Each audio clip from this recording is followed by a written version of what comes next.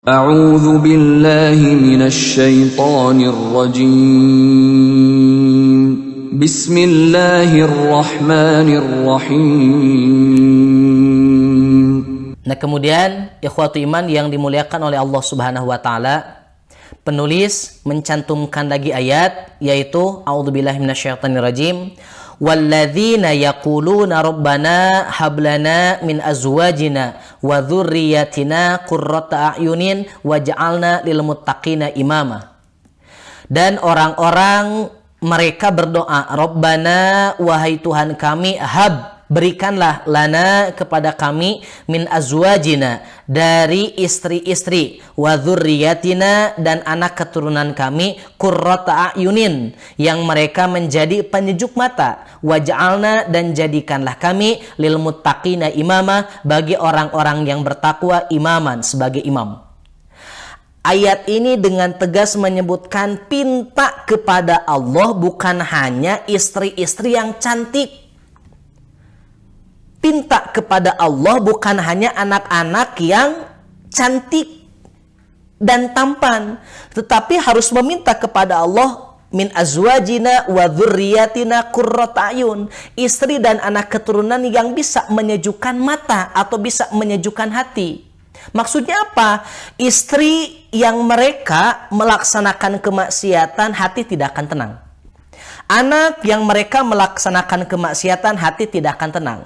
Tetapi ketika istri melaksanakan kebaikan, taat kepada suami, anak melaksanakan kebaikan, melaksanakan ibadah, sholat, membaca Quran, dan taat kepada orang tua, itulah yang akan menyenangkan atau menenangkan hati. Didikan kita itu mesti seimbang dengan doa yang disampaikan oleh kita kepada Allah Subhanahu wa taala.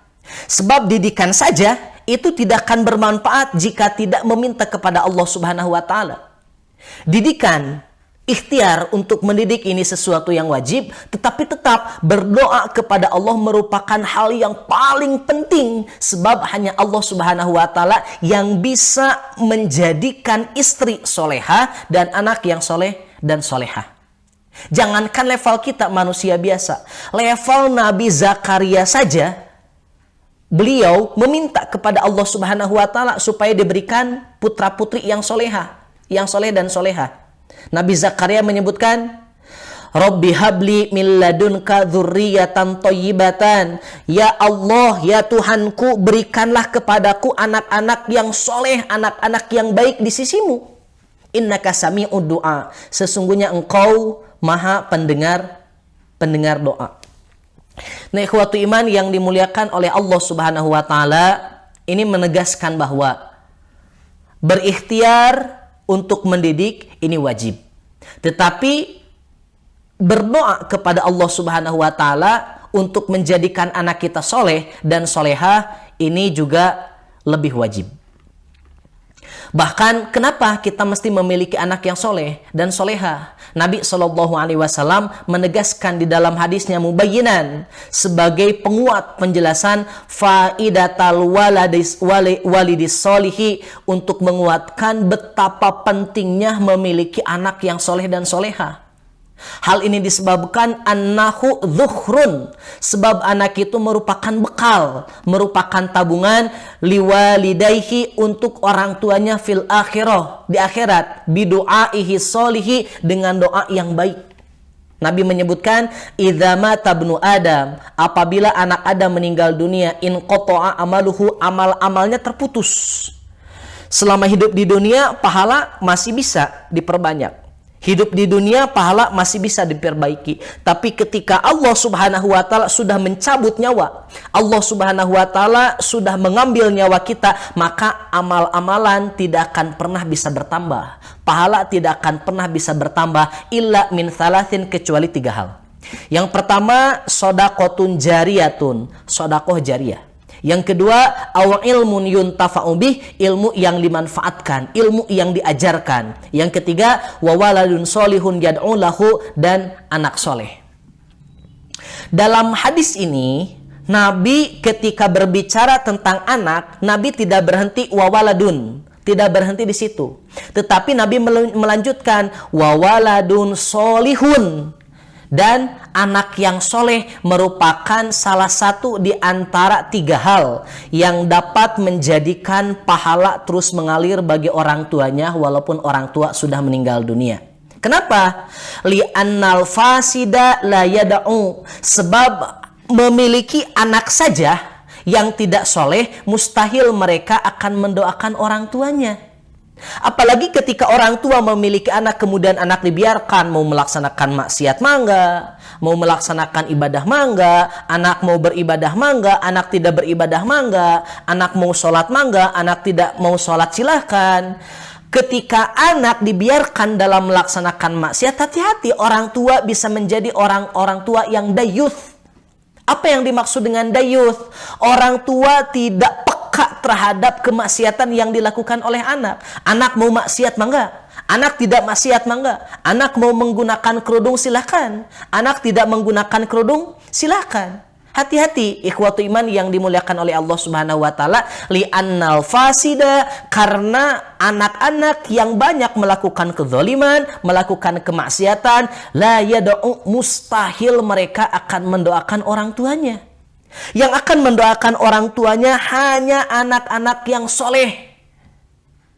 Maka wajar ketika Allah dan kemudian dilanjutkan oleh Rasulullah SAW memerintahkan untuk orang tua agar menjadikan anak-anaknya soleh dan soleha, bukan untuk Allah, bukan untuk Rasul. Allah tidak memiliki kepentingan, Rasul tidak memiliki kepentingan. Anak yang soleh dan soleha kepentingannya untuk orang tua.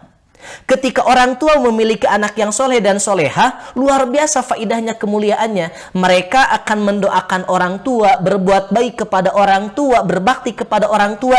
Inilah yang menjadikan anak-anak qurrata a'yun, penyejuk mata, penyejuk hati. Seandainya orang tua meninggal dunia, keutamaan masih tetap didapatkan. Anak akan mendoakan orang tuanya. Bahkan di dalam salah satu hadis riwayat Imam Ahmad dan Ibnu Majah, Nabi SAW menyebutkan, innar rajula la turfa'u darajatuhu fil jannah fayaqul anna hadza fayuqalu bi istighfari waladika laka. Seandainya ada orang tua yang ketika di dunia tidak melaksanakan ibadah secara maksimal, banyak melakukan maksiat, masih memungkinkan orang tua untuk masuk surga disebabkan istighfar yang dilakukan oleh anaknya. Nabi menyebutkan, innar rajula, sesungguhnya seseorang, la turfa'u darajatuhu, benar-benar sungguh akan diangkat derajatnya oleh Allah Subhanahu wa taala fil jannah, di surga. Fayaqul, kemudian ketika dimasukkan ke dalam surga, orang tua tersebut berkata, anna hadza, ya Allah, kemuliaan ini dari mana? Saya di dunia dulu melaksanakan maksiat, tidak banyak melaksanakan ibadah kepada Anda, tapi kenapa saya bisa masuk surga? Allah menyebutkan, bi istighfari waladika laka, bukan karena ibadahmu, bukan karena doamu, tapi disebabkan bi istighfari waladika laka, istighfar yang disampaikan oleh anakmu untukmu. Anak yang mendoakan orang tua ini bisa menyebabkan orang tua masuk surga.